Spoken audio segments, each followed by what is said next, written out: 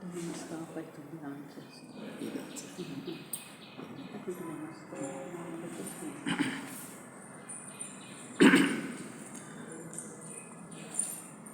noble thoughts come to us from every side.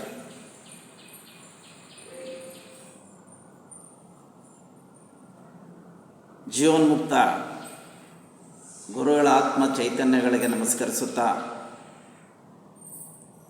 ನಮ್ಮ ಗುರುಗಳಾದ ರತ್ನಾಕರ ವಿಶ್ವನಾಥರಾಜು ರವರ ಆತ್ಮ ಚರಣಗಳಲ್ಲಿ ನಮಸ್ಕರಿಸುತ್ತಾ, ಇವತ್ತಿನ ಈ ಗೋಷ್ಠಿಯ ನಿರ್ದೇಶಕರಾದಂಥ ಶ್ರೀಯುತ ರೆಡ್ಡಪ್ಪಾಚಾರಿ ರವರ ಆತ್ಮ ಚೈತನ್ಯಕ್ಕೆ ನಮಸ್ಕರಿಸುತ್ತಾ, ಈಗಾಗಲೇ ಇಲ್ಲಿ ನೆರೆದಿರ್ತಕ್ಕಂಥ ಸೋದರ ಸೋದರಿಯರ ಆತ್ಮ ಚೈತನ್ಯಗಳಿಗೆ ನಮಸ್ಕರಿಸುತ್ತಾ, ಇವತ್ತಿನ ಈ ಒಂದು ಮೊದಲನೆಯ ಘಟ್ಟವನ್ನು ನಾನು ಪ್ರಾರಂಭಿಸೋದಕ್ಕೆ ಇಷ್ಟಪಡ್ತೇನೆ. ಇವತ್ತಿನ ಆನಂದಮಯ ಜೀವನ ಅಥವಾ ಆನಂದಭರಿತ ಜೀವನ ಈ ಶೀರ್ಷಿಕೆಯ ಅಡಿಯಲ್ಲಿ ಮೊದಲನೆಯದಾಗಿ ಥಿಯಾಸಫಿಯ ಸಂದೇಶ, ದ ಮೆಸೇಜ್ ಆಫ್ ಥಿಯಾಸಫಿ. ಈಗ ಇಷ್ಟೂ ದಿನಗಳಿಂದ ನೀವು ಎಲ್ಲ ಗೋಷ್ಠಿಗಳಲ್ಲಿ ಬೇರೆ ಬೇರೆ ಕಡೆಗಳಲ್ಲಿ ಕೇಳಿರುವ ಎಲ್ಲ ಆಧ್ಯಾತ್ಮಿಕ ವಿಷಯಗಳು, ಚಿಂತನೆಗಳು, ಯೋಚನೆಗಳು ಅವೆಲ್ಲ ಥಿಯಾಸಫಿಯ ಸಂದೇಶಗಳೇ. ಪ್ರತಿ ಆಧ್ಯಾತ್ಮಿಕ ಚಿಂತನೆಯೂ ಕೂಡ ಥಿಯಾಸಫಿಯ ಸಂದೇಶನೇ. ನಾವು ಇಲ್ಲಿ ಥಿಯಾಸಫಿಯ ಮೂಲ ಸಂದೇಶವೆಂದರೆ, ಎಲ್ಲ ಜೀವಿಗಳು ಮೂಲಭೂತವಾಗಿ ಪರಸ್ಪರ ಸಂಬಂಧವನ್ನು ಹೊಂದಿವೆ. ಹೇಗೆ ಪರಸ್ಪರ ಸಂಬಂಧವನ್ನು ಹೊಂದಿವೆ? ನಾವೆಲ್ಲ ಈಶ್ವರನ ಅಂಶಗಳು. We are all factions of god. ಆ ಬ್ರಹ್ಮ ಚೈತನ್ಯದ ನಾವು ತುಣುಕುಗಳು. ಅದರಿಂದ ನಾವೆಲ್ಲವೂ ಸಂಬಂಧವನ್ನು ಹೊಂದಿದ್ದೀವಿ. ನಾವು ಯಾವಾಗಲೂ ಹೇಳ್ತಾ ಇರ್ತೀವಿ ಆತ್ಮೀಯ ಸ್ವಾಗತ, ಆತ್ಮೀಯ ವಂದನೆ ಅಂತ. ಅಂದರೆ ಎಲ್ಲರಿಗೂ ನಾವು ಆತ್ಮದ ಹೃದಯಪೂರ್ವಕವಾಗಿ ನಾವು ಅವರಿಗೆ ಮೆಸೇಜನ್ನು ಪಾಸ್ ಮಾಡ್ತೀವಿ. ಇದು ಆತ್ಮ ಸಂಬಂಧವನ್ನು ಹೊಂದಿದೆ. ಹಾಗಾದರೆ ನಾವು ಎಲ್ಲರೂ ಕೂಡ ಒಂದು ನಿವ್ವಳ ಸಂಬಂಧವನ್ನು ಹೊಂದಿದ್ದೀವಿ. ಎಲ್ಲ ಜೀವಿಗಳು, ಎಲ್ಲ ನಾವು ಮಾನವರು ಎಲ್ಲ ಸೇರಿ. ಇದು ಎಲ್ಲ ಮಾನವೀಯತೆಯ ಏಕತೆಯನ್ನು ಸೂಚಿಸುತ್ತದೆ. ಎಲ್ಲ ಮಾನವರು ಏಕತೆಯನ್ನು ಸೂಚಿಸುತ್ತದೆ. ಪ್ರತಿಯೊಂದು ಆತ್ಮವು ಪುನರ್ಜನ್ಮ ಮತ್ತು ಕರ್ಮದ ಮೂಲಕ ವಿಕಾಸ ಹೊಂದುತ್ತದೆ, ವಿಕಸನಗೊಳ್ಳುತ್ತದೆ. ನಾವು ಅನೇಕ ಜನ್ಮಗಳಿಂದ ಅನೇಕ ವಿಷಯಗಳನ್ನು ನಾವು ತಿಳಿದು ನಾವು ಬಂದಿದ್ದೀವಿ. ಈಗ ಇರೋ ಜನ್ಮನೇ ನಮ್ಮದು ಅಲ್ಲ. ಇಂದಿನ ಜನ್ಮದಲ್ಲಿ, ಅದರ ಹಿಂದಿನ ಜನ್ಮದಲ್ಲಿ, ಅದರ ಹಿಂದಿನ ಜನ್ಮದಲ್ಲೂ ಕೂಡ ನಾವು ಅನೇಕ ವಿಷಯಗಳನ್ನು ನಾವು ತಿಳಿದಿರ್ತೀವಿ. ಅವು ಎಲ್ಲವೂ ಕೂಡ ನಮಗೆ ಮುಂದುವರಿತಾ ಬರುತ್ತೆ. ಕರ್ಮದ ಮೂಲಕ ವಿಕಸನಗೊಳ್ಳುತ್ತದೆ ಎಂದು ಒತ್ತಿ ಹೇಳುತ್ತದೆ ನಮ್ಮ ಥಿಯಾಸಫಿ. ಎಲ್ಲ ಪ್ರಮುಖ ಧರ್ಮಗಳ ಆಧಾರವಾಗಿರುವ ಸನಾತನ, ಪ್ರಾಚೀನ, ಸಾರ್ವತ್ರಿಕ ಸತ್ವವನ್ನು ಆಧರಿಸಿದ ಆಳವಾದ ನೈತಿಕ ಜೀವನವನ್ನು ಪ್ರತಿಪಾದಿಸುತ್ತದೆ ಥಿಯಾಸಫಿ. ಇದು ಒಂದು ಮುಖ್ಯ ಉದ್ದೇಶ. ಥಿಯಾಸಫಿ 19ನೇ ಶತಮಾನದ ಉತ್ತರಾರ್ಧದಲ್ಲಿ HP ಬ್ಲವಟ್ಸ್ಕಿ ಮಾತ ಥಿಯಾಸಫಿಕಲ್ ಸೊಸೈಟಿಯಿಂದ ಜನಪ್ರಿಯಗೊಳಿಸಲ್ಪಟ್ಟಿತು. ಮಾನವ ಕುಲಕ್ಕೆ ಇದರ ತಾತ್ವಿಕ ಮತ್ತು ನೈತಿಕ ಸಂದೇಶವು 3 ಪ್ರಾಥಮಿಕ ತತ್ವಗಳ ಮೇಲೆ ನಿಂತಿದೆ. ಅವು ಯಾವುವೆಂದರೆ, ಮಾನವ ಕುಲಕ್ಕೆ ಥಿಯಾಸಫಿಯ ಸಂದೇಶವು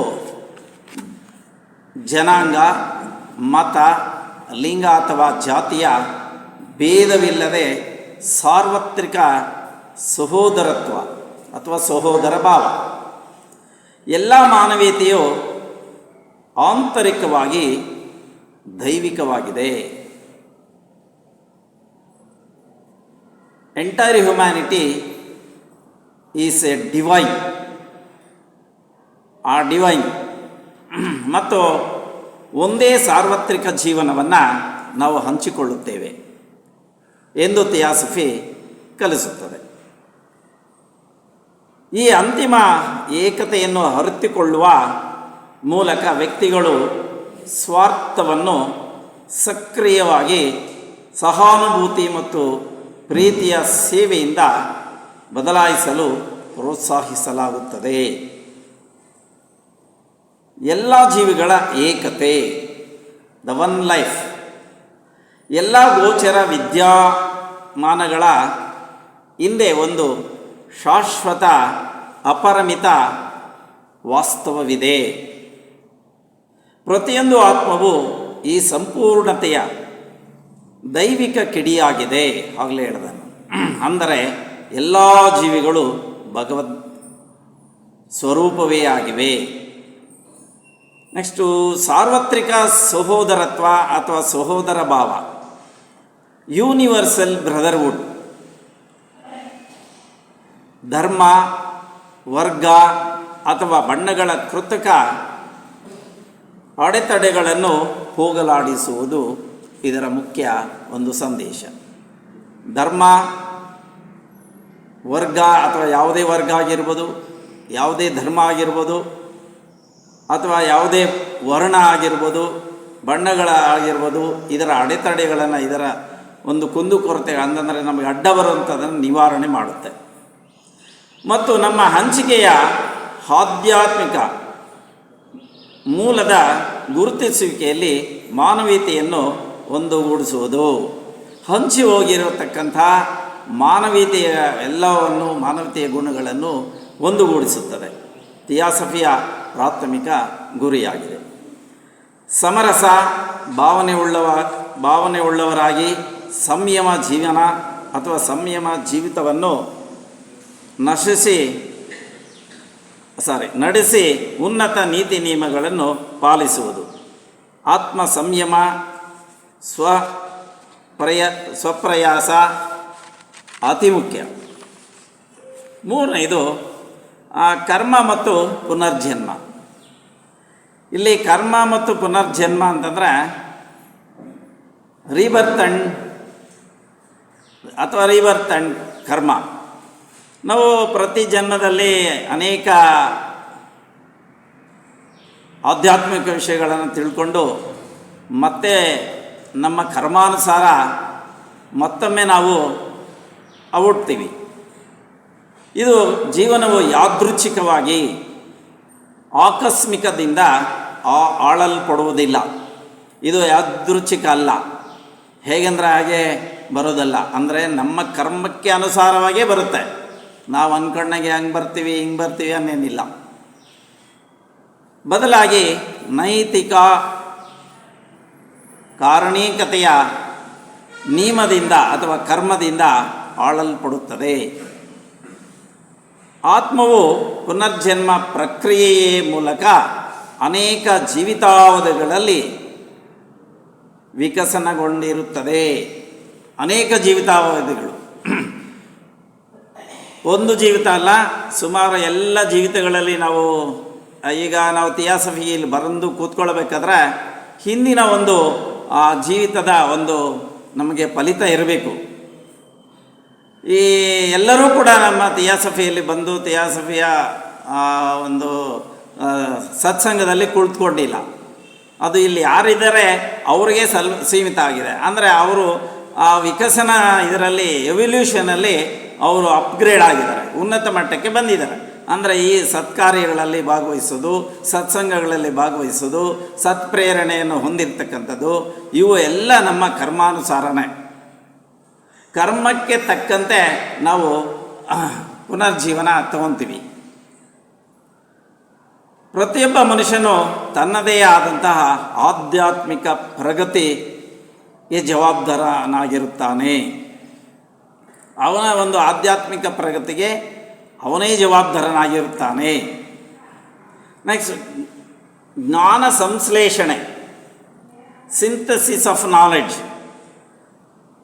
ಬ್ರಹ್ಮವಿದ್ಯೆಯು ಧರ್ಮ, ತತ್ವಶಾಸ್ತ್ರ ಮತ್ತು ವಿಜ್ಞಾನದ ತುಲನಾತ್ಮಕ ಅಧ್ಯಯನವನ್ನು ಪ್ರೋತ್ಸಾಹಿಸುತ್ತದೆ. ಎಲ್ಲ ಪ್ರಮುಖ ವಿಶ್ವ ನಂಬಿಕೆಗಳ ಆಂತರಿಕ ನಿಗೂಢ ಸತ್ಯಗಳು ಒಂದೇ ಆಗಿವೆ. ಅಂದರೆ ಎಲ್ಲ ಪ್ರಮುಖ ವಿಶ್ವ ನಂಬಿಕೆಗಳು, ಆಂತರಿಕ ನಿಗೂಢ ಸತ್ಯಗಳು ಒಂದೇ ಆಗಿವೆ. ಎಲ್ಲ ಕಡೆಯೂ ಎಲ್ಲ ಜನರ ಆಂತರಿಕ ಸತ್ಯಗಳು ಬೇರೆ ಬೇರೆ ಆಗಿಲ್ಲ, ಅವೆಲ್ಲ ಒಂದೇ, ಆಧ್ಯಾತ್ಮಿಕವಾಗಿ ಒಂದೇ ಆಗಿರುತ್ತದೆ. ಅಥವಾ ನಾವು ಅದನ್ನು ಬೇರೆ ಬೇರೆ ರೀತಿಯಲ್ಲಿ ಅದನ್ನು ನಾವು ಇದು ತಿಳಿಸ್ಬೋದು, ಆದರೆ ಒಂದೇ ಆಗಿರುತ್ತದೆ.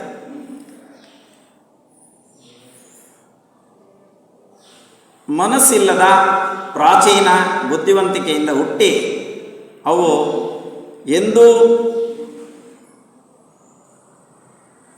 ಎಂದೂ ಅದು ಪ್ರಸ್ತಾಪಿತವಾಗುತ್ತದೆ. ಸೂಕ್ತ ಶಕ್ತಿಗಳನ್ನು ಜಾಗೃತಗೊಳಿಸುವುದು ಒಂದು ಸಂದೇಶ. ಇದು ಮಾನವರಿಗೆ ಭೌತಿಕ ಪ್ರಪಂಚವನ್ನು ಮೀರಿ ನೋಡಲು ಸವಾಲು ಹಾಕುತ್ತದೆ. ನಮ್ಮ ಭೌತಿಕ ಪ್ರಪಂಚವನ್ನು ಮೀರಿ ಅದಕ್ಕಿಂತ ಮೇಲ್ಮಟ್ಟದಲ್ಲಿ ಆಧ್ಯಾತ್ಮಿಕ ಚಿಂತನೆಗಳನ್ನು ತಿಳಿಸಿಕೊಡಲು ಇದು ಒಂದು ಸಂದೇಶವಾಗಿದೆ. ಆಧ್ಯಾತ್ಮಿಕ ಸ್ವಯಂ ಪರಿವರ್ತನೆ ಆಧ್ಯಾತ್ಮಿಕವಾಗಿ ನಾವೇ ಆಗಬೇಕು ಮತ್ತು ಪ್ರಕೃತಿಯ ಗುಪ್ತ ನಿಯಮಗಳ ತನಿಖೆಯನ್ನು ಪ್ರತಿಪಾದಿಸುತ್ತದೆ. ಪ್ರಕೃತಿಯಲ್ಲಿನ ಅನೇಕ ಗುಪ್ತ ನಿಯಮಗಳಿದೆ. ಆ ನಿಯಮಗಳ ಪ್ರಕೃತಿಯೇ ಒಂದು ನಮಗೆ ಬೋಧನೆಯನ್ನು ಕಲಿಸ್ಕೊಡ್ತಾ ಇರುತ್ತೆ. ಪ್ರಕೃತಿಯಿಂದ ಅನೇಕ ರೀತಿಯ ವಿಷಯಗಳನ್ನು ನಾವು ತಿಳಿತೀವಿ. ಇದನ್ನು ತನಿಖೆಯಿಂದ ಪ್ರತಿಪಾದಿಸುತ್ತದೆ ನಮ್ಮ ಥಿಯಾಸಫಿ ಒಂದು ಅಂಧ ಧರ್ಮವಲ್ಲ, ಬದಲಾಗಿ ಪ್ರತಿಯೊಬ್ಬ ವ್ಯಕ್ತಿಯೊಳಗಿನ ದೈವಿಕ ಸ್ವಭಾವವನ್ನು ಜಾಗೃತಿಗೊಳಿಸಲು ಪ್ರಯತ್ನಿಸುವ ಜೀವನ ತತ್ವವಾಗಿದೆ. ಪ್ರತಿಯೊಬ್ಬರಲ್ಲೂ ಕೂಡ ದೈವಿಕ ಸ್ವಭಾವವನ್ನು ಜಾಗೃತಿಗೊಳಿಸುವ ಪ್ರಯತ್ನಿಸುವ ಒಂದು ಜೀವನ ತತ್ವವಾಗಿದೆ. ಇದು ಪರಹಿತ ಚಿಂತನೆ ಮತ್ತು ಸಾರ್ವತ್ರಿಕ ಸದ್ಭಾವನೆಯ ಜೀವನವನ್ನು ಒತ್ತಾಯಿಸುತ್ತದೆ. ಸತ್ಯ ಅಸತ್ಯಗಳನ್ನು ನಾವು ವಿವೇಚಿಸಬೇಕು. ಯೋಚನೆ, ಮಾತು, ಕೆಲಸ ಅಥವಾ ಕ್ರಿಯೆ ಎಲ್ಲದರಲ್ಲಿಯೂ ಪೂರ್ತ ಸತ್ಯವಂತನಾಗಿರುವುದನ್ನು ನಾವು ಕಲಿಯಬೇಕು. ಅಂದರೆ ಸತ್ಯ ಅಸತ್ಯಗಳನ್ನು ನಾವು ವಿವೇಚನೆ ಮಾಡಬೇಕು. ಯೋಚನೆ ಮಾಡಿ ಮಾತು, ಕೆಲಸ, ಕ್ರಿಯೆ ಇವುಗಳಲ್ಲಿ ನಾವು ಸತ್ಯವಂತರಾಗಿರಲೇಬೇಕು. ಪ್ರತಿಯೊಬ್ಬರಲ್ಲಿಯೂ ದೇವರನ್ನು ನೋಡುವಂತಹ ಗುಣ ನಮ್ಮಲ್ಲಿ ಇರಬೇಕು. ಪ್ರತಿಯೊಬ್ಬರಲ್ಲೂ ನಾವು ದೈವಾಂಶ ಇದೆ, ಅವರು ನಮ್ಮಂತೆ. ಅದರಿಂದ ಅದನ್ನು ಪ್ರತಿಯೊಬ್ಬರಲ್ಲಿ ಒಂದು ದೈವಾಂಶವನ್ನು ನೋಡುವಂತಹ ಒಂದು ಗುಣವನ್ನು ನಾವು ಕಲಿಯಬೇಕು. ಯೋಗ ಮಾರ್ಗದಲ್ಲಿ ನಡೆಯುವುದಕ್ಕೆ ಇಚ್ಛಿಸುವನು ಸ್ವಂತವಾಗಿ ಯೋಚಿಸುವುದನ್ನು ಕಲಿಯಬೇಕು. ಈಗ ನಾವು ಏನೋ ಹೇಳ್ತೀವಿ, ಉಪನ್ಯಾಸಕ್ಕೆ ಹೇಳ್ಬಿಟ್ಟು ಅವರ ಹಾಗೆ ನಾವು ಕೇಳಿಕೊಂಡು ಹೋಗಿ ಹಂಗೆ ಇರಬೇಕು ಅಂತ ಅಂದ್ಕೊಳ್ಳೋದೇನಿಲ್ಲ. ನೀವು ಸ್ವಂತ ಯೋಚನೆ ಮಾಡಿ, ಸ್ವಂತ ವಿಮರ್ಶೆ ಮಾಡಿ ಅದನ್ನು ನಾವು ಕಲಿಬೇಕು. ಎಲ್ಲ ಸ್ವಾರ್ಥಯುಕ್ತವಾದ ಆಸೆಯು ಬಂಧಕ. ನಾವು ಸ್ವಾರ್ಥ ಇದ್ದರೆ ಅದು ನಮ್ಮದು ಬಂಧಕವಾಗಿರುತ್ತದೆ. So it is a bond. ಎಷ್ಟೇ ಶ್ರೇಷ್ಠವಾದ ವಿಷಯಗಳನ್ನು ಆಶಿಸಿದರೂ ಸರಿಯೇ, ಆಸೆಗಳು ಎಷ್ಟು ಶ್ರೇಷ್ಠವಾಗಿದ್ದರೂ ಸರಿಯೇ, ಅವೆಲ್ಲವೂ ಬಂಧಿಸುವು ಎಂಬುದನ್ನು ತಿಳಿ. ಸೊ ಎಲ್ಲ ಆಸೆಗಳು ನಮ್ಮನ್ನು ಬಂಧಿಸುತ್ತೆ, ನಾವು ಆಚೆ ಹೋಗಿ ಬಿಡೋದಿಲ್ಲ. ಆಧ್ಯಾತ್ಮಿಕ ಒಂದು ಚಿಂತನೆಗೆ ಹೋಗೋದಕ್ಕೆ ಬಿಡೋದಿಲ್ಲ. ಅದನ್ನು ನಾವು ತಿಳಿಯಬೇಕು. ಗರ್ವಭಾವದಿಂದ ನಿನ್ನ ಮನಸ್ಸನ್ನು ಹಿಂದಕ್ಕೆ ಸೆಳೆದುಕೋ. ಅಹಂನಿಂದ ನಿನ್ನ ಮನಸ್ಸನ್ನು ಹಿಂದಕ್ಕೆ ಸೆಳೆದುಕೋ. ಹಿಂದಕ್ಕೆ ಸೆಳೆದುಕೊಳ್ಳೋದು ಹೇಗೆ? ಆಮೆ ನೋಡಿದ್ದೀರಿ ನೀವು, ಟಾಟಾಯ್ಸ್. ಅದು ಯಾವುದಾದ್ರೂ ಒಂದು ಅಡ್ಡ ಬಂದರೆ ಅದಕ್ಕೆ ಸೆನ್ಸರಿ ಆರ್ಗನ್ಸ್ ಇರುತ್ತೆ, ಅದು ಒಳಗೆ ತಾನು ಚಿಪ್ಪೆ ಒಳಗೆ ಹೊರಟೋಗುತ್ತೆ. ಹಾಗೆ ನೀನು ಗರ್ವಭಾವದಿಂದ ನಿನ್ನ ಮನಸ್ಸನ್ನು ನೀನು ಹಿಂದಕ್ಕೆ ಸೆಳೆದುಕೋ. ಇನ್ನು ಗರ್ವ ಅಥವಾ ಅಹಂ ಅಜ್ಞಾನದಿಂದ ಉಂಟಾಗೋದು. ಯಾರಲ್ಲಿ ಅಜ್ಞಾನವಿದೆಯೋ ಅವರಲ್ಲಿ ಗರ್ವ ಅಹಂ ಪ್ರೇರಿತವಾಗುತ್ತೆ.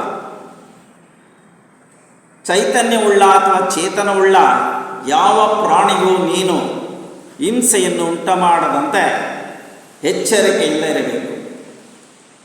ಈಗ ಚೈತನ್ಯವುಳ್ಳ ಯಾವ ಪ್ರಾಣಿಗೂ ನೀನು ಹಿಂಸೆಯನ್ನು ಉಂಟು ಮಾಡದಂತೆ ಎಚ್ಚರಿಕೆಯನ್ನು ವಹಿಸಬೇಕು.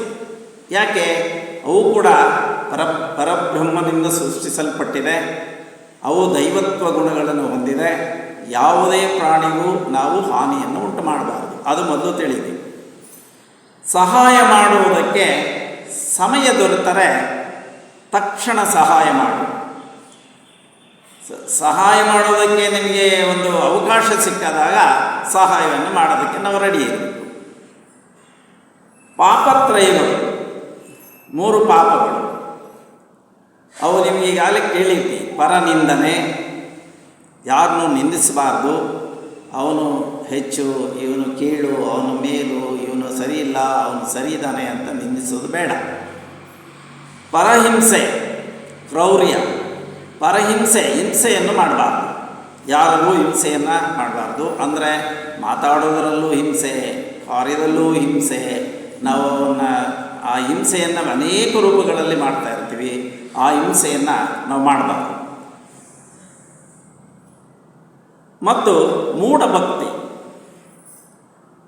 ಈ ಮೂಢಭಕ್ತಿ ಅಂತಂದ್ರೆ ನಾವು ಒಂದು ದೇವಸ್ಥಾನಕ್ಕೆ ಹೋಗ್ತೀವಿ. ದೇವಸ್ಥಾನದಲ್ಲಿ ಎಲ್ಲರೂ ಕೈ ಮುಗಿತಾ ಇದ್ದಾರೆ, ನಾನೂ ಕೂಡ ಅವರನ್ನು ನೋಡಿ ಕೈ ಮುಗಿತೀನಿ. ಇದು ವಿಗ್ರಹ ಆರಾಧನೆ. ವಿಗ್ರಹವನ್ನು ನೋಡ್ತೀವಿ ಹೊರತು ವಿಗ್ರಹದಲ್ಲಿ ದೇವರನ್ನು ನೋಡುವುದಿಲ್ಲ. ನಮ್ಮ ಪಕ್ಕದಲ್ಲಿರೋರು ಅವರಲ್ಲೂ ಕೂಡ ದೇವರು ಇದ್ದಾನೆ, ನಮ್ಮಲ್ಲೂ ಇದ್ದಾನೆ.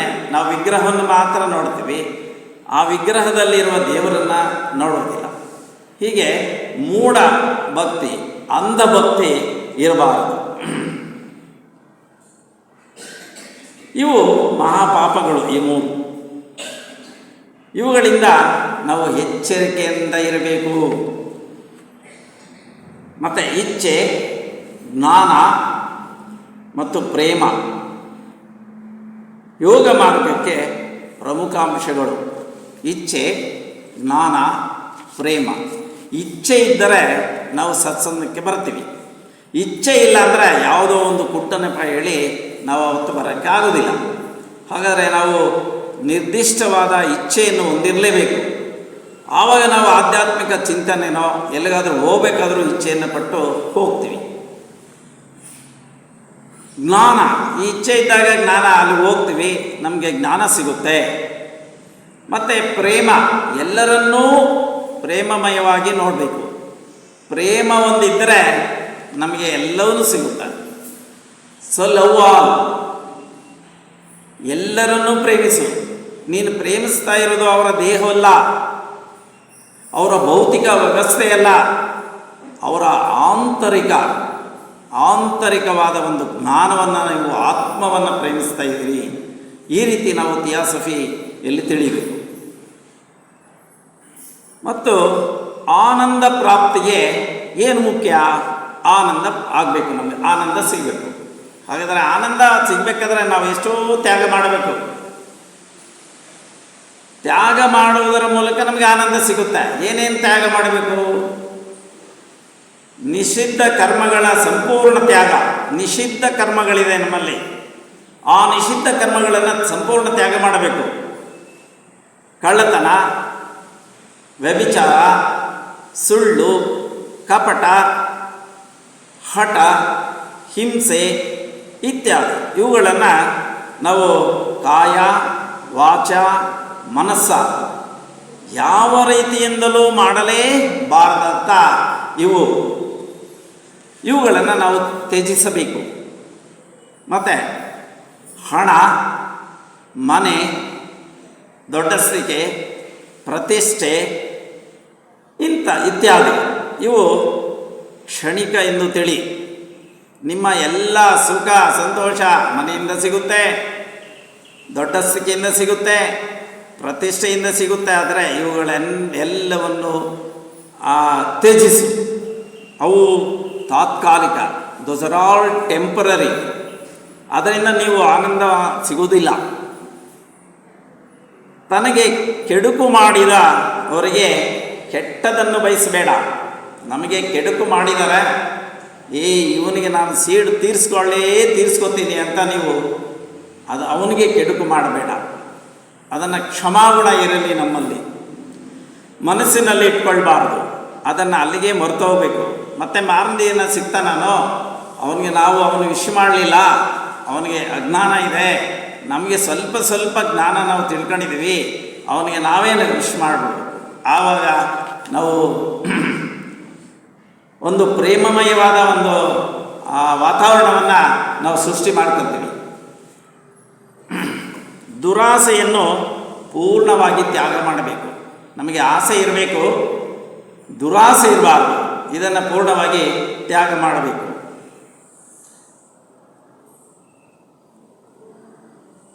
ಇದು ನಮಗೆ ಆಧ್ಯಾತ್ಮಿಕ ಜೀವನಕ್ಕೆ ತುಂಬ ಅಡ್ಡಿಯಾಗುತ್ತೆ. So it is a obstacle our spiritual knowledge. Spiritual ಪಾತ್ಗೆ ಅದು ನಮಗೆ ಅಡ್ಡಿ ಬರುತ್ತೆ. ಸ್ವಾರ್ಥಕ್ಕಾಗಿ ಇತರರಿಂದ ಸೇವೆ ಮಾಡಿಸಿಕೊಳ್ಳಬಾರದು. ನಮ್ಮ ಸ್ವಾರ್ಥಕ್ಕೆ ಅವನು ಏನೋ ಒಂದು ಕೆಲಸ ಮಾಡಿಕೊಡ್ತೀನಿ ಬಾರ ನನ್ನ ಜೊತೆಯಲ್ಲಿ ಅಂತ ಹೇಳ್ತೀವಿ. ಜೊತೆಯಲ್ಲಿ ಬರ್ತಾ ಇರ್ತಾನೆ, ನಾವು ಅವನಿಗೆ ಕೆಲಸನೂ ಮಾಡಿಕೊಡೋದಿಲ್ಲ. ಇವತ್ತು ಮಾಡ್ತೀನಿ, ನಾಳೆ ಮಾಡ್ತೀನಿ, ಇನ್ನೊಂದು ದಿನ ಮಾಡ್ತೀನಿ ಅಂತ ಹೇಳ್ತಾ ಅವನನ್ನು ನಮ್ಮ ಸ್ವಾರ್ಥಕ್ಕೆ ಉಪಯೋಗಿಸಿಕೊಳ್ಳುವುದು ಬೇಡ. ಫಲದ ಇಚ್ಛೆ ಸಂಪೂರ್ಣವಾಗಿ ತ್ಯಾಗ ಮಾಡಬೇಕು. ನಾವು ಕೆಲಸ ಕಾರ್ಯ ಮಾಡಬೇಕು, ಇದರಿಂದ ನಮಗೆ ಫಲಿತ ಸಿಗುತ್ತೆ ಅಂತ ಉದ್ದೇಶದಿಂದ ಕೆಲಸ ಮಾಡಬಾರದು. ಈ ಒಂದು ಫಲದ ಇಚ್ಛೆ ಸಂಪೂರ್ಣವಾಗಿ ನಾವು ತ್ಯಾಗ ಮಾಡಬೇಕು. ಆಧ್ಯಾತ್ಮಿಕ ಮಾರ್ಗದಲ್ಲಿ ತೀವ್ರ ಪರಿಶ್ರಮ ಇರಬೇಕು. ತೀವ್ರ ಪರಿಶ್ರಮ ಇರಬೇಕು ಅಂದರೆ ನಮ್ಮಲ್ಲಿ ಏನಿರಬಾರದು? ಸೋಮಾರಿತನ ಇರಬಾರದು, ಜಡ ಇರಬಾರದು. ಆ ಸೋಮಾರಿತನವನ್ನು, ಜಡವನ್ನು ನಾವು ತ್ಯಾಗ ಮಾಡಬೇಕು. ಲಾಭ ಹಾನಿಗಳು, ಸುಖ ದುಃಖಗಳನ್ನು ಸಮಾನವಾಗಿ ತಿಳಿ. ಲಾಭ ಬಂದಿದೆ, ಲಾಭ ಬಂದಿಲ್ಲ, ನನಗೆ ಹಾನಿಯಾಗಿದೆ, ನನಗೆ ಸುಖ ಇದೆ, ಸಂತೋಷ ಇದೆ, ದುಃಖ ಇದೆ, ಇವುಗಳೆಲ್ಲವನ್ನು ಸಮಾನವಾಗಿ ತಿಳಿದು ಅತ್ಯಮೂಲ್ಯವಾದ ಸಮಯವನ್ನು ವ್ಯರ್ಥ ಮಾಡಬಾರದು. ಅಮೂಲ್ಯವಾದ ಸಮಯ ನಿಮ್ಗೆ ಗೊತ್ತಿದೆ, ಕಾಲ ಹೊಟ್ಟೋದ್ರೆ ಅದು ಮತ್ತೆ ಬರೋದಿಲ್ಲ. Each and every second is important. ನಾವು ಹೊಸತನವನ್ನು ನೋಡ್ತಾ ಇರ್ತೀವಿ, ಆದರೆ ಹಿಂದಿನ ಒಂದು ಆ ಸೆಕೆಂಡನ್ನು ನಮಗೆ ಸಿಗೋದಿಲ್ಲ. ಅಹಂಕಾರ ಭಾವ ಪೂರ್ಣತ್ಯಾಗ, ಆಗಲೇ ಹೇಳಿದ್ದೀನಿ. ಎಲ್ಲ ಕರ್ಮಗಳನ್ನು ಭಗವಂತನಿಗಾಗಿಯೇ ನಿಷ್ಕಾಮ ಭಾವನೆಯಿಂದ ಮಾಡೋದು. ನಾವು ಮಾಡುವ ಎಲ್ಲ ಕೆಲಸ ಕಾರ್ಯಗಳು ಭಗವಂತನಿಗಾಗಿಯೇ ಮಾಡ್ತಾ ಇದ್ದೀವಿ ಅಂತ ತಿಳಿಬೇಕು. ಸ್ವಧರ್ಮ ಪಾಲನೆ, ಎಲ್ಲ ಕಷ್ಟಗಳನ್ನು ಸಹಿಸು. ನಾವು ಸ್ವಧರ್ಮ ಪಾಲನೆಯಿಂದ ಅನೇಕ ತೊಂದರೆಗಳು ಬರುತ್ತೆ. ಆ ಎಲ್ಲ ತೊಂದರೆಗಳನ್ನು ನೀನು ಸಹಿಸುವುದು. ಭಯವನ್ನು ಸಂಪೂರ್ಣವಾಗಿ ಬಿಡು. ನಮಗೆ ಅನೇಕ ಭಯಗಳಿದೆ. ಎದ್ದಲೇ ಏನಾಗುತ್ತೋ ಅಂತ ಭಯ, ನಿದ್ದೆ ಹೋದರೆ ಏನಾಗುತ್ತೋ ಅಂತ ಭಯ, ಹೋದರೆ ಅಲ್ಲಿ ಏನೇ ಹಿಡ್ಕೊಂತೀವಿ ಅನ್ನೋ ಭಯ, ಅಥವಾ ಯಾವುದೋ ಒಂದು ಕೆಲಸ ಆಗಲಿಲ್ಲ ಒಂದು ಭಯ. ಹೀಗೆ ಅನೇಕ ಭಯಗಳಿದೆ. ಪ್ರತಿ ಬೆಳಗಿನ ಎದ್ದೇಳಿದ ತಕ್ಷಣ ಸಾಯಂಕಾಲ ಮಲಗೋವರೆಗೂ ಭಯದಿಂದಲೇ ಬದುಕ್ತೀವಿ. ಸಾಯಂಕಾಲ ಮಲಗೋವಾಗ ಕೂಡ ಭಯ, ನಿದ್ದೆ ಬರುತ್ತೋ ಬರೋದಿಲ್ಲ. ನಮಗೆ ನಿದ್ದೆ ಯಾವಾಗ ಬರುತ್ತೆ? ಬೆಳಗಿನಿಂದ ಸಾಯಂಕಾಲದವರೆಗೂ ನಾವು ಮಾಡಿರ್ತಕ್ಕಂಥ ಕೆಲಸ ಕಾರ್ಯಗಳು ಸರಿಯಾಗಿದ್ದರೆ ಅದು ನಿದ್ದೆ ಚೆನ್ನಾಗಿ ಬರುತ್ತೆ. ಇಲ್ಲ ಅಂದರೆ ನಿದ್ದೆ ಬರೋದಿಲ್ಲ. ಮನಸ್ಸನ್ನು ಇಂದ್ರಿಯಗಳನ್ನು ವಶದಲ್ಲಿಡು. ಇದು ತುಂಬ ಕಷ್ಟ. ಮನಸ್ಸು ಮತ್ತು ಇಂದ್ರಿಯಗಳನ್ನು ವಶದಲ್ಲಿ ಇಟ್ಕೋಬೇಕು. ಅದನ್ನು ಹಿಡ್ಕೋಬೇಕು. ಆಗೋದಿಲ್ಲ, ಅಷ್ಟು ಸುಲಭ ಅಲ್ಲ. ಅದನ್ನು ಹಿಡ್ಕೋಬೇಕು ನಾವು. ಅಂತಃಕರಣದಲ್ಲಿ ನಿತ್ಯ ನಿರಂತರ ಪ್ರಸನ್ನತೆ ಇರಬೇಕು. ಒಳಗೆ ಪ್ರಸನ್ನತೆ ಇರಬೇಕು. ಆಚೆ ಕಡೆ ತುಟಿ ಬಿಚ್ಚಿ ನಗ್ತೀವಿ, ಆದರೆ ಒಳಗೆ ಇವನು ಸರಿ ಇಲ್ಲ ಅನ್ಕೊತಾ ಇರ್ತೀವಿ. ಅಂತಃಕರಣದಲ್ಲಿ ಅವನಿಗೆ ಬೇರೆದನ್ನು ನಾವು ಹೇಳ್ತೀವಿ, ಹೊರಗೆ ಮಾತ್ರ ಬೇರೆದೇ ಹೇಳ್ತೀವಿ. ಅಂತಃಕರಣ ಒಳಗೆ ನಮಗೆ ಅವನ ಬಗ್ಗೆ ಒಳ್ಳೆಯ ಇದು ವಿಶ್ವಾಸ ಇರಬೇಕು. ಚಂಚಲತೆ ಮತ್ತು ಸಂಶಯ ಇಲ್ಲದಿರುವುದು. ಸಂಶಯ ಯಾರ ಬಗ್ಗೆನೂ ಇಲ್ಲದೇ ಇರುವುದು. ಧ್ಯಾನ ಭೋಗ ಜೀವನ. ಧ್ಯಾನ ಇರಬೇಕು, ಭೋಗ ಜೀವನ ವರ್ಜನೆ ಇರಬೇಕು. ಭೋಗ ಜೀವನ ಬೇಡ. ದಯೆಯುಳ್ಳ ಮಾತುಗಳು ಅದನ್ನು ನಾವು ಯಾವಾಗಲೂ ನಿರಂತರವಾಗಿ ಮಾತಾಡಬೇಕು. ಎಂತಹ ಸನ್ನಿವೇಶದಲ್ಲೇ ಆಗಲಿ ಉದ್ವೇಗಕ್ಕೊಳಬಾರದು. ಯಾವುದೇ ಒಂದು ಸನ್ನಿವೇಶ ಬಂದಾಗ ನಾವು ಉದ್ವೇಗಕ್ಕೆ ಒಳಗಾಗಬಾರದು. ಉದ್ವೇಗ ಆದರೆ ಯಾರಿಗೆ ಲಾಸು? ನಮಗೇ ಲಾಸು. ಇದು ಒಂದು ಸಂದೇಶ. ಎಂತಹ ಸನ್ನಿವೇಶದಲ್ಲಾಯಿತು. ವಿವೇಕಯುಕ್ತ ಜೀವನ. ನಾವು ಪರಮಗುರು ಚರಣ ಸನ್ನಿಧಿಯಲ್ಲಿ 4 ಅಧ್ಯಾಯಗಳಿವೆ. ಪರಮಗುರು ಚರಣ ಸನ್ನಿಧಿಯಲ್ಲಿ ಇಲ್ಲದೆ ಇರೋದು ಯಾವುದೂ ಇಲ್ಲ. ಅದೊಂದು ಚಿಕ್ಕ ಪುಸ್ತಕವನ್ನು ನಾವು ಓದ್ಕೊಂಡ್ರೆ ಸಾಕು. 10 ಸಲ ಓದಿದ್ರು ಅದು ಭಗವದ್ಗೀತೆ ಓದಿದ ಹಾಗೆ. ನೀವು ಒಂದು ಸಲ ಓದಿದಾಗ ಒಂದು ಯೋಚನೆ ಬರುತ್ತೆ, ಇನ್ನೊಂದು ಸಲಿಗೆ ಇನ್ನೊಂದು ಯೋಚನೆ, ಇನ್ನೊಂದು ಸಲಿಗೆ ಇನ್ನೊಂದು ಯೋಚನೆ. ಆ ವಿವೇಕಯುಕ್ತ ಜೀವನ, ವೈರಾಗ್ಯ, ಸದಾಚಾರ, ಪ್ರೇಮ, ಹೀಗೆ ನಾವು ಇದನ್ನು ಸಂದೇಶವನ್ನು ಯಾವಾಗಲೂ ನೆನಪಿನಲ್ಲಿ ಇಟ್ಕೋಬೇಕು. ಹಾಗಾದರೆ ನಮ್ಮ ಶೀರ್ಷಿಕೆಯು ಸ್ವಲ್ಪ ಅದನ್ನು ಟಚ್ ಮಾಡ್ತೇನೆ. ಆನಂದದಿಂದ ಜೀವಿಸುವುದು ಅಥವಾ ಆನಂದಭರಿತ ಜೀವನ, ಆನಂದಮಯ ಜೀವನ. ಹೇಗೆ ಆನಂದಮಯ ಜೀವನ? ಗೌತಮ ಬುದ್ಧ ಹೇಳ್ತಾನೆ. ಇದು ಕೂಡ ಒಂದು ಸಂದೇಶನೇ. ಗೌತಮ ಬುದ್ಧನ ಪ್ರಕಾರ ದುಃಖರಾಹಿತ್ಯವೇ ಆನಂದ. ದುಃಖ ಇಲ್ಲದಿರುವುದೇ ಆನಂದ. ಯಾರಿಗೆ ದುಃಖ ಇಲ್ಲ? ನಮಗೆ ದುಃಖ ಯಾರೂ ಇಲ್ಲ, ಎಲ್ಲರಿಗೂ ಇದೆ. ಹಾಗಾದರೆ ಗೌತಮ ಬುದ್ಧರು ಹೇಳಿದ್ದಾರೆ, ಒಂದು 4 ಚತುರಾರ್ಯ ಸತ್ಯಗಳನ್ನು ಹೇಳಿದ್ದಾರೆ. ದುಃಖ ಎಲ್ಲರಿಗೂ ಇದೆ. ದುಃಖಕ್ಕೆ ಮೂಲ ಕಾರಣ, ದುಃಖವನ್ನು ನಿವಾರಣೆ ಮಾಡೋದು, ಆ ನಿವಾರಣೆ ಮಾಡೋದಕ್ಕೆ ಮಾರ್ಗ, ಇವನ್ನು ಸೂಚಿಸಿದ್ದಾರೆ. ಈಗ ನಮಗೆಲ್ಲರಿಗೂ ದುಃಖ. ಜನನದಿಂದ ದುಃಖ, ವೃದ್ಧಾಪ್ಯದ ದುಃಖ, ರೋಗ ಭಯದ ದುಃಖ, ಮೃತ್ಯು ಸಮಯದಲ್ಲಿ ದುಃಖ. ಮೃತ್ಯು ಸಮಯದಲ್ಲಿ ಯಾಕೆ ದುಃಖ? ನಾನು ಇಷ್ಟೆಲ್ಲ ಸಂಪಾದಿಸಿದ್ದೀನಿ, ನನ್ನ ಮಕ್ಕಳು ನೋಡ್ಕೊತಾರೋ ಇಲ್ವೋ, ಇದೆಲ್ಲರಿಗೂ ಹೊಟ್ಟೋಗುತ್ತೋ ಏನೋ, ಏನಾಗುತ್ತೋ ಏನೋ, ಈ ಭಯ ಪಟ್ಕೊಂಡೇ ಸಾಯ್ತೀವಿ. ಅದು ಮೃತ್ಯು ಸಮಯದಲ್ಲಿ ದುಃಖ. ಮತ್ತು ಬಂಧು ಮಿತ್ರರು ವಿಯೋಗ ದುಃಖ. ಹೀಗೆ ಅನೇಕ ದುಃಖಗಳಿವೆ. ಎಲ್ಲರೂ ಆನಂದದಿಂದ ಜೀವಿಸಬೇಕೆಂದು ಇಷ್ಟಪಡ್ತೀವಿ. ನಾವೇ ಅಲ್ಲ, ನಮ್ಮ ಕುಟುಂಬದವರು, ನಮ್ಮ ನೆರೆಹೊರೆಯರು ಚೆನ್ನಾಗಿರಬೇಕು ಅಂದ್ಕೊಳ್ಳೋದಿಲ್ಲ. ನಮ್ಮ ಕುಟುಂಬದವರು ಚೆನ್ನಾಗಿರಬೇಕು, ಆನಂದವಾಗಿರಬೇಕು ಅಂದ್ಕೊತೀವಿ, ಕೋರ್ಕೊತೀವಿ, ತಪನ ಪಡ್ತೀವಿ, ಪ್ರಯತ್ನಿಸ್ತೀವಿ. ಆದರೆ ನಾವು ಎಷ್ಟು ಆನಂದದಿಂದಿರಬೇಕೆಂದು ಪ್ರಯತ್ನಿಸಿದರೂ ಆನಂದವನ್ನು ಹೊಂದಲಾಗುತ್ತಿಲ್ಲ. ಏಕೆ? ನಾವು ಪ್ರಯತ್ನ ಪಡ್ತಾನೆ ಇದ್ದೀವಿ, ಆನಂದ ಪಡಬೇಕಂತ ಆನಂದ ಪಡೆಯಲಿಕ್ಕಾಗ್ತಾ ಇಲ್ಲ.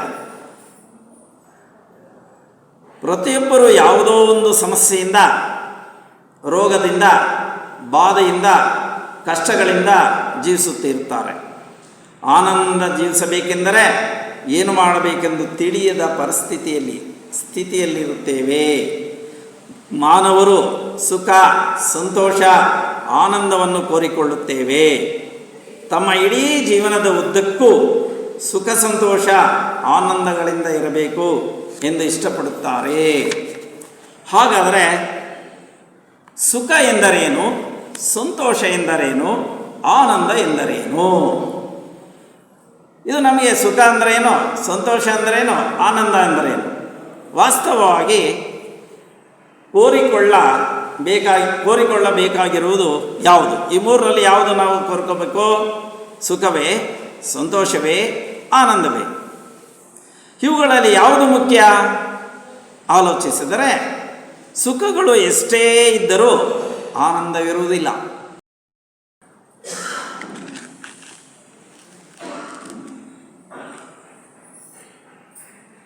ಹಾಗಾದರೆ ನಾವು ಅಂದುಕೊಂಡಿದ್ದೆಲ್ಲ ನೆರವೇರಿದರೆ ತುಂಬ ಸಂತೋಷವಾಗುತ್ತದೆ. ಹೀಗೆ ಮನಸ್ಸು ಕೋರಿದ ಅಥವಾ ಆಶಿಸಿದ ಕೋರಿಕೆಗಳು ಈಡೇರಿದರೆ ಸಂತೋಷವಾಗುತ್ತದೆ ಎಂದುಕೊಳ್ಳುತ್ತೇವೆ. ಆದರೆ ಅಂಥವುಗಳಿಂದ ಹೊಂದುವ ಸಂತೋಷ ಕೂಡ ತಾತ್ಕಾಲಿಕ. ಅದು ಪಡೆಯುವವರೆಗೆ ಮಾತ್ರ, ಅದರ ನಂತರ ಇರುವುದಿಲ್ಲ. ಮನಸ್ಸಿನ ಮೂಲಕ ಹೊಂದಬಹುದಾದ ಅಥವಾ ಪಡೆಯಬಹುದಾದ ಸುಖ ಸಂತೋಷಗಳು ತಾತ್ಕಾಲಿಕ, ಅವು ಶಾಶ್ವತವಲ್ಲ. ಇವುಗಳಿಂದ ಪಡೆಯುವ ಆನಂದ ತಾತ್ಕಾಲಿಕ.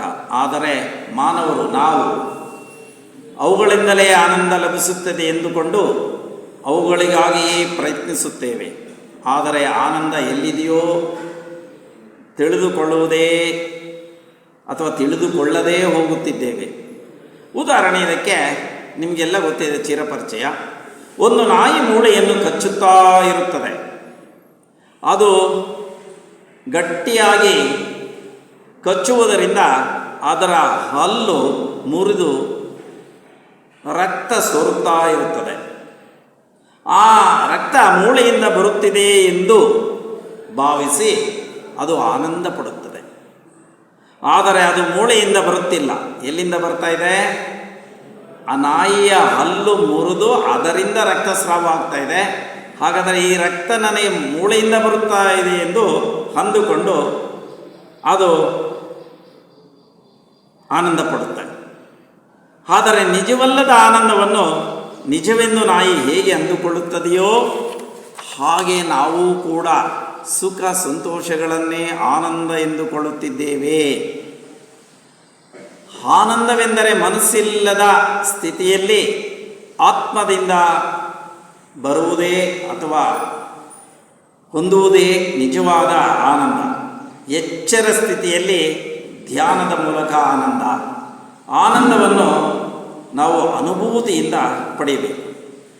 ಸದಾ ಎಚ್ಚರ ಸ್ಥಿತಿಯಲ್ಲಿ ಧ್ಯಾನವನ್ನು ಮಾಡುತ್ತಾ ಅಂತಃಕರಣದಲ್ಲಿ ಅಂತರಾತ್ಮರದಿಂದ ಬರುವುದೇ ಆನಂದ. ಮಿಕ್ಕ ಎಲ್ಲ ತಾತ್ಕಾಲಿಕ. ಬುದ್ಧರು ಒಂದು 4 ಅಂಶಗಳನ್ನು ಹೇಳಿದ್ದಾರೆ: ಶ್ರದ್ಧೆ, ಶೀಲ, ದಾನ, ಪ್ರಜ್ಞೆ. ಆಧ್ಯಾತ್ಮಿಕ ಮಾನಸಿಕ ಮೌಲ್ಯಗಳ ಶ್ರದ್ಧೆ ಮತ್ತು ವಿಶ್ವಾಸವಿರಬೇಕು. ಪಂಚಶೀಲಗಳು, ಹಿಂಸೆ, ಕಳ್ಳತನ ಇವೆಲ್ಲ ಇಲ್ಲದಿರಬೇಕು. ದಾನ ಉದಾರವಾಗಿ ಮಾಡಬೇಕು. ಯಾವುದೇ ಫಲಿತವನ್ನು ನಾವು ಅದರಿಂದ ಆಶಿಸಬಾರದು. ಸಂಪೂರ್ಣ ದುಃಖರಾಹಿತ್ಯಕ್ಕೆ ಪ್ರಜ್ಞೆ ಎನ್ನುತ್ತೇವೆ. ಮತ್ತು ಇದು ದಾನದಿಂದ ಆನಂದ ಪಡ್ತಾರೆ ಕೆಲವರು ಧ್ಯಾನದಿಂದ ಆನಂದ ಪಡ್ತಾರೆ. ದಾನದಿಂದ ಆನಂದ ಪಡಬೇಕಾದ್ರೆ ಷರತ್ತಿಲ್ಲದ ದಾನ ಇರಬೇಕು. ಅನ್ಕಂಡೀಷನಲ್, ಪರಿಮಿತಿ ಇಲ್ಲದಿರಬೇಕು. ಇದು ಭೇದ ಭಾವವಿಲ್ಲದಿರಬೇಕು. ಪ್ರಾಣಿಕೋಟಿಗೂ ಇದನ್ನು ವಿಸ್ತರಿಸಬಹುದು. ಧ್ಯಾನವು ಮನಸ್ಸಿನ ಜಾಗರೂಕತೆಯನ್ನು ಎಚ್ಚರಿಸಿ ಪ್ರಜ್ಞಾ ವಿಕಸನಕ್ಕೆ ಕಾರಣವಾಗುತ್ತದೆ. ಅದು ಮುಂದೆ ಈ ವಿಷಯ ಧ್ಯಾನ ಬರುತ್ತೆ. ಎಚ್ಚೆತ್ತ ಅಥವಾ ಆನಂದಭರಿತ ಜೀವನಕ್ಕೆ ಧ್ಯಾನವೇ ಏಕೈಕ ಮಾರ್ಗ. ಮನಸ್ಸಿನ ಪರಿಶುದ್ಧತೆ ಅಗತ್ಯ. ಅದು ಕೂಡ ಇವತ್ತಿನ ಒಂದು ಉಪನ್ಯಾಸದಲ್ಲಿದೆ. ಮನಸ್ಸಿನ ಅಂದರೆ ಚಿತ್ತ ಶುದ್ಧಿ ಇರಬೇಕು. ಆತ್ಮಜ್ಞಾನ ಪ್ರಾಪ್ತಿಗೆ ಬೇಕಾಗುವ ಪೂರ್ವ ಸಿದ್ಧತೆಯೇ ಚಿತ್ತಶುದ್ಧಿ. ಈ ಮನಸ್ಸು ಅಥವಾ ಮನಸ್ಸಿನ ಶುದ್ಧಿ, ಚಿತ್ತ ಶುದ್ಧಿ ಇಲ್ಲದೆ ಎಷ್ಟೇ ಜನ್ಮಗಳಾದರೂ, ವೇದಾಂತ ಗ್ರಂಥಗಳನ್ನು ಓದಿದರೂ ಅಥವಾ ಆಧ್ಯಾತ್ಮಿಕ ಪುಸ್ತಕಗಳನ್ನು ಓದಿದರೂ ಸಮ್ಯಕ್ ಜ್ಞಾನದ ಪ್ರಾಪ್ತಿಯಾಗುವುದಿಲ್ಲ. ನಮ್ಮ ಜೀವನ ಸುಖ ಶಾಂತಿ ಇರಬೇಕಾದರೆ ಕೆಟ್ಟ ಯೋಚನೆಗಳನ್ನು, ಕೆಟ್ಟ ಆಲೋಚನೆಗಳನ್ನು ಇವು ಬರದಂತೆ ನೋಡಿಕೊಳ್ಬೇಕು. ಮನಸ್ಸನ್ನು ಸಮತೋಲನದಲ್ಲಿ ಇಟ್ಕೋಬೇಕು. ಮನಸ್ಸನ್ನು ಸಮತೋಲನದಲ್ಲಿ ಇಟ್ಕೊಳ್ಳೋದಕ್ಕಾಗುತ್ತಾ? ಆಗುತ್ತೆ. ಯಾವಾಗ ಆಗುತ್ತೆ? ನಾವು ಇವೆಲ್ಲ ತೋರಿದಾಗ, ತ್ಯಾಗ ಮಾಡಿದಾಗ ಆಗುತ್ತೆ. ದಾನಶೀಲತೆಯಿಂದಲೇ ಸಮತೋಲನ ಬರುತ್ತೆ. ಮನಸ್ಸನ್ನು ನಿಗ್ರಹಿಸುವುದು ಕಷ್ಟ ಸಾಧ್ಯ, ಸುಲಭವಲ್ಲ. ಇದು ಹೇಗೆ ಅಂದರೆ, ಮನಸ್ಸು ಜೇನುಹುಳ ಇದ್ದಂಗೆ. ಇದು ಒಂದು ಹೂವಿನಿಂದ ಇನ್ನೊಂದು ಹೂವಿಗೆ, ಇನ್ನೊಂದು ಹೂವಿನಿಂದ ಇನ್ನೊಂದು ಹೂವಿಗೆ ಮಕರಂದವನ್ನು ಹೀರುತ್ತಾ ಸುಮಾರು ಕಿಲೋಮೀಟರ್ಗಳೇ ಸಂಚರಿಸುತ್ತೆ. ಮತ್ತು ಮೋಡ ಎಲ್ಲೋ ಹೋಗ್ತಾ ಇರುತ್ತೆ. ಎಲ್ಲಿ ಅಂದರೆ ಅಲ್ಲಿ ಮಳೆ ಬರುತ್ತೆ, ಇಲ್ಲ ಬರಲ್ಲ, ಚಲಿಸ್ತಾನೇ ಇರುತ್ತೆ.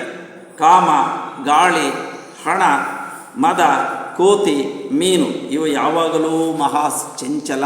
ಮೀನು ನೀರಲ್ಲಿ ಇದ್ದ ಇರೋದಿಲ್ಲ. ಕೋತಿಗೆ ಚಂಚಲ ಮನಸ್ಸಿದೆ.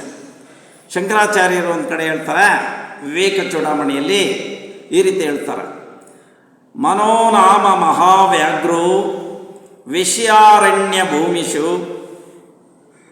ಚರಿತ ಯತ್ರೇನ ಗಚ್ಚಂತು ಸಾಧುವೋ ಏ ಮುಮುಕ್ಷವ, ಏ ಮನುಷ್ಯ. ಅಂದರೆ ವಿಷಯ ವಸ್ತುಗಳ ಅರಣ್ಯದಲ್ಲಿ ಮನಸ್ಸೆಂಬ ವ್ಯಾಘ್ರ, ಅಥವಾ ಮನಸ್ಸೆಂಬ ವ್ಯಾಘ್ರ ಅಂದರೆ ಹುಲಿನೋ ಚಿರತೆನೋ ಏನೋ ಒಂದು ಅಂದ್ಕೊಳ್ಳಿ, ಚಲಿಸುತ್ತಿದೆ. ಸಾಧಕರೇ, ಮುಮುಕ್ಷರೇ, ಆ ಹುಲಿಯ ಬಲೆಗೆ ಸಿಗಬೇಡಿ, ತಪ್ಪಿಸಿಕೊಳ್ಳಿ ಅಂತ ಧಮ್ಮಪದದಲ್ಲಿ ಭಗವಾನ್ ಬುದ್ಧರು ಈ ರೀತಿ ಹೇಳ್ತಾರೆ. ರಣರಂಗದಲ್ಲಿ ಸಾವಿರಾರು ಸೈನಿಕರನ್ನು ಸೋಲಿಸಿ ಸಂತೋಷ ಪಡ್ಬೋದು, ಆದರೆ ತನ್ನನ್ನು ತಾನು ಗೆಲ್ಲುತ್ತಾನೆ ಅಂದರೆ ತನ್ನನ್ನು ತಾನು ಗೆಲ್ಲುತ್ತಾನೋ ಅವನ ಗೆಲುವು ನಿಜವಾಗಿಯೂ ಮಹತ್ತರವಾದದ್ದು. 1000 ಸೈನಿಕರಿಂದ ಗೆಲ್ಬೋದು, ಆದರೆ ಮನುಷ್ಯ ತನ್ನನ್ನು ತಾನು ಗೆಲ್ಲುವುದೇ ಅತಿ ಮುಖ್ಯ. ಸ್ವಾಮಿ ವಿವೇಕಾನಂದ ಒಂದು ಕಡೆ ಹೇಳ್ತಾರೆ, ಮನಸ್ಸು ಕೋತಿ ಇದ್ದಂಗೆ. ಕೋತಿಗೆ ಎಂಡ ಕುಡಿಸಿದಾಗ ಇನ್ನು ಸ್ವಲ್ಪ ಚಂಚಲ ಇರುತ್ತೆ. ಎಂಡಕ್ಕೆ ಕುಡಿಸಿದಾದ್ಮೇಲೆ ಒಂದು ಕೋತಿ ಕುಟಕಿದ್ರೆ ಹೇಗಿರುತ್ತೆ? ತುಂಬ ಚಂಚಲ ಆಗುತ್ತೆ. ಮನಸ್ಸು ಈ ಕೋತಿಯ ಹಾಗೆ ಆಸೆಯ ಹೆಂಡವನ್ನು ಕುಡಿದು ತನ್ನ ಕಳವಳವನ್ನು ಹೆಚ್ಚಿಸಿಕೊಳ್ಳುತ್ತೆ. ಈರ್ಷೆ ಎಂಬ ಚೇಳು ಅದನ್ನು ಕುಟುಕಿದರೆ ಕೊನೆಗೆ ಅಹಂಕಾರವೆಂಬ ದೆವ್ವ ಅದನ್ನು ಮೆಟ್ಟುತ್ತದೆ. ಇಂತಹ ಮನಸ್ಸು ನಿಗ್ರಹಿಸುವುದು ತುಂಬ ಕಷ್ಟ. ಮನಸ್ಸಿನ ಮಾಲಿನ್ಯವನ್ನು ಸ್ವಚ್ಛಗೊಳಿಸುವುದು. ಜನರು ಬಾಹ್ಯ ಶುದ್ಧೀಕರಣಕ್ಕೆ ಗಮನ ನೀಡುತ್ತಾರೆ ಹೊರತು ಮನಸ್ಸಿನ ಶುದ್ಧೀಕರಣಕ್ಕೆ ಅಷ್ಟು ಮುಖ್ಯ ಎಂದು ತಿಳಿಯುವುದಿಲ್ಲ.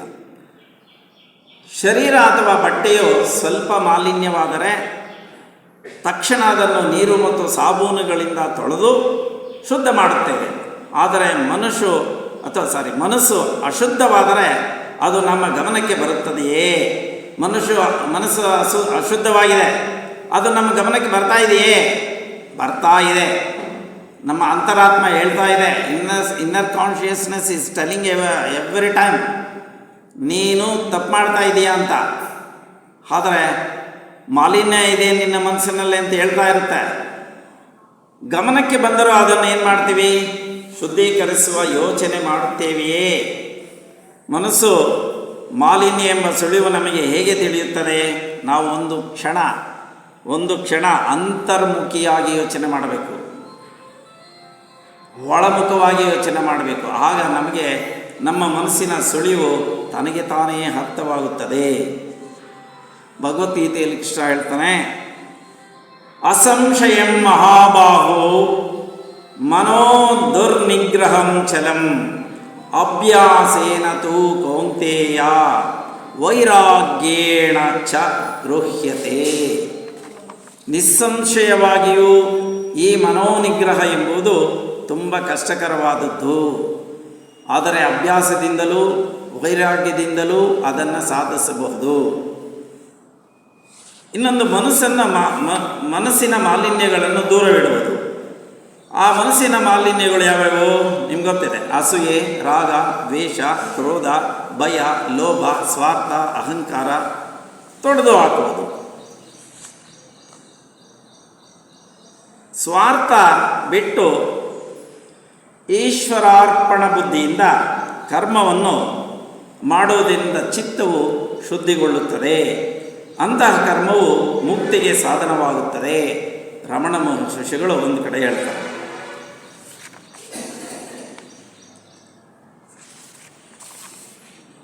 ಮತ್ತು ಮಾಂಸ ಭಕ್ಷಣೆ ಮತ್ತು ಬರುವ ಪಾನೀಯಗಳು ನಿಷೇಧಿಸಲ್ಪಟ್ಟಿದೆ.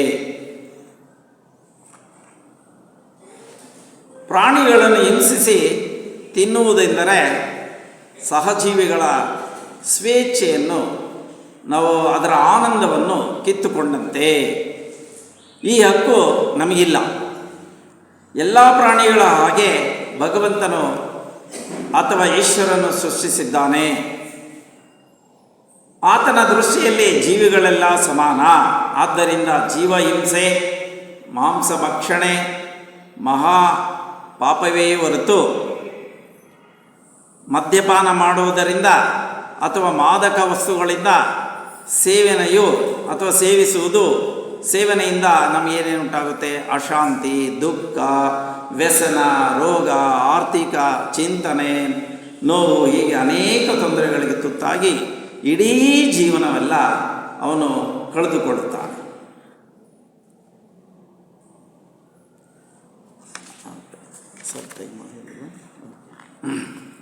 ಕೊನೆಯದಾಗಿ ಜೆ.ಕೆ.ಯ ಸಂದೇಶ. ಜೆ.ಕೆ.ಯವರು ವಿಶ್ವಗುರು ಎಂದರೂ ಅವರು ಒಪ್ಪಲಿಲ್ಲ. ನಾನು ಗುರುವಲ್ಲ, ನನಗೆ ಶಿಷ್ಯರಿಲ್ಲ, ಮನುಷ್ಯನ ದುಃಖವನ್ನು ದೂರ ಮಾಡುವುದೇ ಒಂದು ನನ್ನ ಗುರಿಯಾಗಿದೆ, ನನ್ನ ಕಾಳಜಿಯಾಗಿದೆ. ಮನಸ್ಸಿನ ನಿರಂತರ ಎಚ್ಚೆತ್ತ ಸ್ಥಿತಿಯಲ್ಲಿರಬೇಕು. ನಮ್ಮ ಸಕಲ ದೈಹಿಕ ಮಾನಸಿಕ ವ್ಯಾಪಾರಗಳ ಬಗ್ಗೆ ಎಚ್ಚರದಿಂದ ಇರು. ಕ್ಷಣ ಕ್ಷಣದ ವರ್ತಮಾನದಲ್ಲಿ ನಮ್ಮ ಒಳ ಪ್ರಪಂಚದಲ್ಲಿ ಅಥವಾ ಹೊರ ಪ್ರಪಂಚದಲ್ಲಿ ನಡೆಯುತ್ತಿರುವ ಎಲ್ಲ ವಿದ್ಯಮಾನಗಳನ್ನು ಮತ್ತು ಮನಸ್ಸಿನ ಎಲ್ಲ ರೀತಿಯ ಉದ್ವೇಗ ಗೊಂದಲಗಳನ್ನು ಅವುಗಳಿಂದೆಲ್ಲ ಹೊರಗೆ ನಿಂತು ನಮ್ಮದೆನ್ನುವ ಯಾವ ಆಯ್ಕೆಯ ಆಗ್ರಹಗಳಿಲ್ಲದೆ ತಟಸ್ಥವಾಗಿ ನೋಡುವುದು. ಸದಾ ನಾವು ದಾನ, ಶೀಲ, ತ್ಯಾಗ, ಪ್ರಜ್ಞೆ, ಪ್ರಯತ್ನ, ಸಹನೆ, ಸತ್ಯ, ದೃಢ ನಿಶ್ಚಯ, ಶ್ರದ್ಧಾ, ನಿಸ್ವಾರ್ಥ ಪ್ರೇಮ, ಸಮಚಿತ್ತತೆಯಿಂದಿರಬೇಕು. ಇವು ಬಹಳ ಮುಖ್ಯ. ಪರಿಶುದ್ಧಾತ್ಮರು ಆತ್ಮಾಭಿಮಾನ, ಸುಳ್ಳು, ನಂಬಿಕೆ, ಸಂಶಯ, ದ್ವೇಷ, ಮೋಹ, ಪ್ರಾಪಂಚಿಕ ವಸ್ತುಗಳ ಆಶೆ, ಸ್ವರ್ಗದ ಆಶೆ, ಆತ್ಮ ಪ್ರಶಂಸೆ, ಜಂಬ, ಈ ದೋಷಗಳಿಂದ ಬಿಡುಗಡೆ ಹೊಂದಿದಾಗ ನಿರ್ವಾಣ ಅಂಚಿನಲ್ಲಿ ನಾವು ಎಲ್ಲರೂ ನಿಲ್ಲುತ್ತೇವೆ.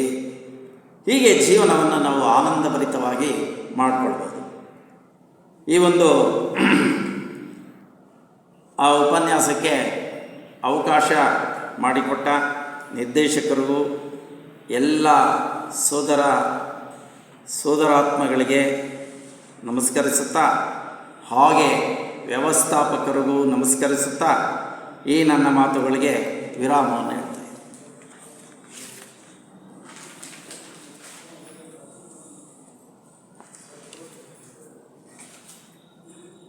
ಸೋದರ ಚೌಡರೆಡ್ಡಿಯವರು ಆತ್ಮೀಯತೆಯ ಬಗ್ಗೆ ಪ್ರಸ್ತಾಪ ಮಾಡಿ, ನಾವೆಲ್ಲ ಆತ್ಮದೃಷ್ಟಿಯಿಂದ ಒಂದೇ ಭಗವಂತನ ಅಂಶಗಳು, ಆದರೆ ಮಾನವೀಯತೆಯ ದೃಷ್ಟಿಯಿಂದ ಸ್ವಲ್ಪ ವ್ಯತ್ಯಾಸಗಳಾಗಿವೆ.